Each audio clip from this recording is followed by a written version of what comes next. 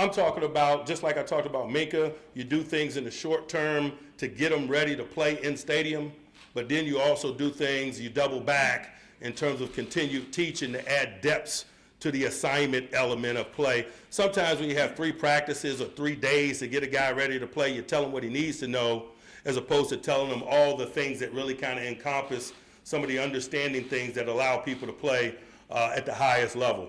And so that's what I mean when I say short term and long term. We got new guys like Nick. We got to, get him ready to do the certain things that we need him to do in this stadium, but also acknowledging, as we move forward, there's going to be more depth to that teaching and the understanding. Mike, in terms of your approach to team building, knowing you have to coach this team beyond this season, was there any hesitation from you at all when you found out it was going to take a first rounder to get Minka? No, I think I outlined that pretty well a week ago. No. Mike, when you said earlier, our business is winning and we haven't been winning, how do you juggle now between, maybe the future with draft picks and things like that? I don't know it's anything that we're juggling, man. We just singularly focused on Monday night and winning this football game.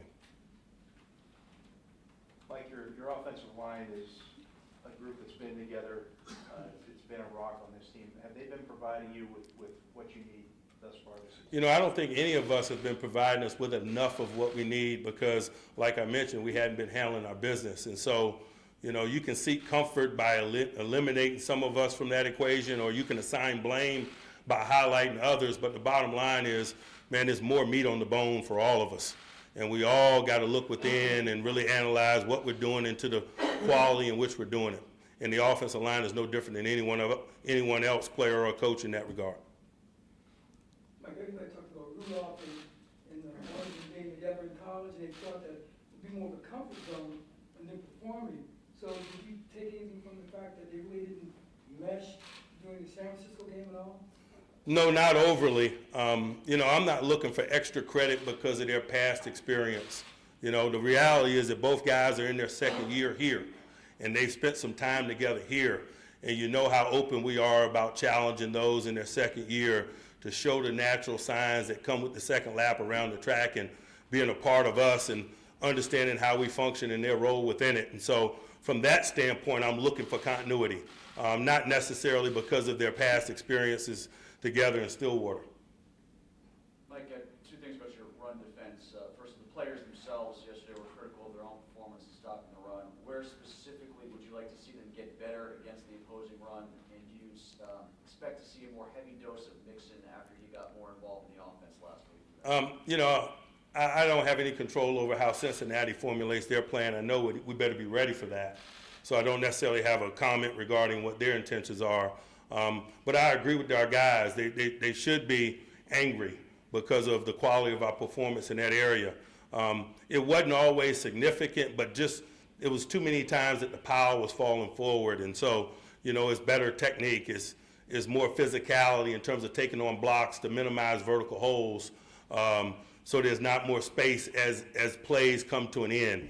I just thought in too many times in the game, the runner was able to fall forward, and that usually has very little to do with the quality of the tackle and has more to do with how we're combating blockers and minimizing space relative to that, whether it's horizontally or vertically.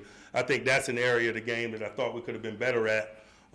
San Francisco has a very good perimeter game, but it shouldn't lessen our physicality at the point of attack in terms of how we combat people. That allows us to constrict running lanes horizontally. That allows us at the second level when we come downhill to constrict running lanes vertically. And I think those are 2 general reasons why the power falls forward in football in general. Mike, when you have a team that's accustomed to winning, how do you deal with managing their personalities when they're in a losing streak? It's not anything to manage. We didn't come into this thing with any preconceived notions about us being anointed in any way. Each season starts anew, and past things or past experiences or successes mean very little in this thing. And I think that, culturally we understand that. I think we spend a lot of time talking about that. And so from that perspective, we're not combating that in any way directly. I think more than anything, we're dealing with the fact that we're not getting the job done. And managing that frustration and channeling that frustration into productive work and the desired outcome. Mike, are you considering using all of your running backs and spreading out the carries? You know, we are.